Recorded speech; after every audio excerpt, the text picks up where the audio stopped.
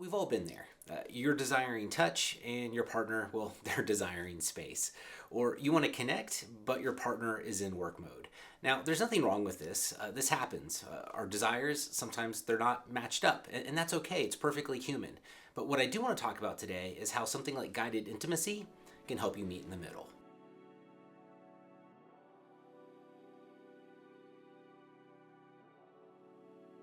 Hi, I'm Scott Schwartley, and I'm the founder of Coelle, a guided intimacy app for couples. And today what I want to talk about is desire, specifically how to navigate desire when your desire doesn't necessarily line up with your partner's. Now, this whole topic of desire, one thing I want to state up front here is that this is a very complex subject matter. It's not as simple as it may seem. In fact, there's a lot of great research. In fact, Dr. Rosemary Basson really sort of defined desire in sort of two camps. Camp one is you have spontaneous desire, and then camp two is you have responsive desire. So what does that actually look like? So spontaneous desire is really about being ready to go at any moment in time. And I've used this example before, but let's say my wife hops in the shower or hops out of the shower. Me being a very spontaneous desire person, I could be ready to go in an instant, right? That's an immediate trigger for me. Now, my wife happens to be very much more of a responsive desire person. And there's not a right way or a wrong way. It's just how we're built as human beings. But as a responsive desire person, she's not going to be able to just get into it right away. So me hopping out of the shower may not do anything for her. But if I send some flirty texts throughout the day, maybe if I'm very inquisitive of maybe her mood and her feelings, and showing some sort of romantic gestures and so forth, that's gonna sort of ignite her responsive desire. So two very different desires, and because of this, you're not necessarily always gonna find alignment. And so that's what I want to talk about today is number one, first have awareness that these two different desire types exist. And then once you have this awareness, well, how can you actually navigate through it? Well, one of the best things, which makes me super proud of being in the guided intimacy space, is that by utilizing something like guided intimacy, it can actually help you, again, find that middle ground. So let's talk about that. So one of the things I love about guided intimacy is that it allows those two different types to come together to meet that middle ground, or to meet at that middle ground. So if you're a spontaneous desire person, by engaging and listening to an audio session, you're gonna get whatever needs you may have fulfilled, because you're going to get the structure and the environment that you're looking for. And if you're a responsive desire person, you're also going to get that as well, but you're going to get it in the form of sort of safety and context. And so scientifically here, if you want to look at it from a sort of science perspective, what's happening is when you're engaging in a guided audio intimacy session, what you get there is a shared arousal regulator.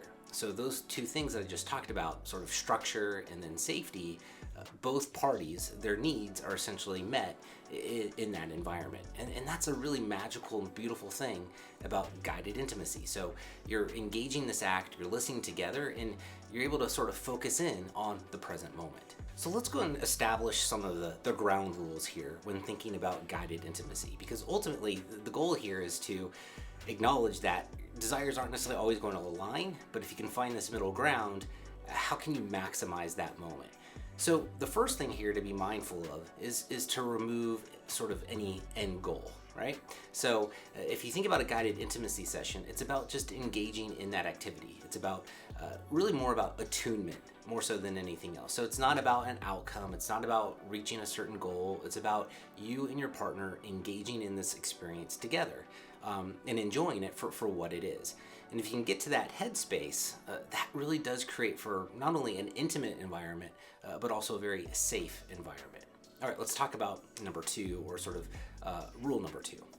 So number two here is to start with sensation and not sex.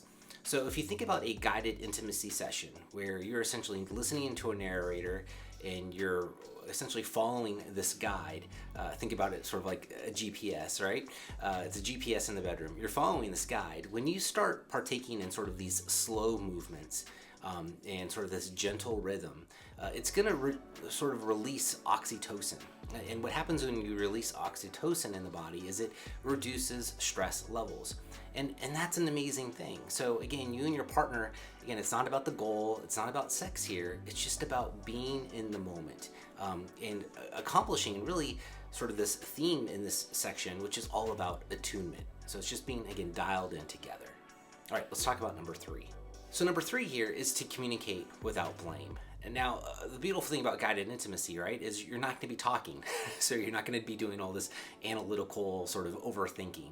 The two of you are essentially engaged in the activity, you're listening to the narrator, and you're essentially doing what's being requested. And so there's not a lot of talking. It's just, again, you being in that present moment. And kind of the secondary sort of benefit from all this is it gives you something neutral to point to. So there is no pressure, there are no expectations. It's just this safe place to engage in this intimate moment.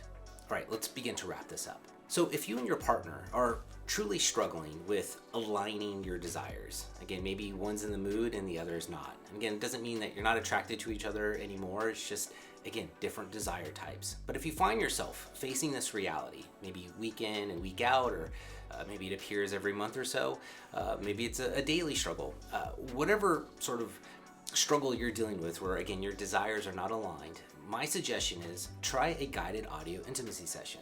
Because again, it's a great middle ground. And when you have that middle ground, both needs can be met and you can enjoy those experiences together. All right, I hope you enjoyed this video. If you liked it, please like and subscribe. And until next time, remember this, intimacy isn't automatic, it's guided.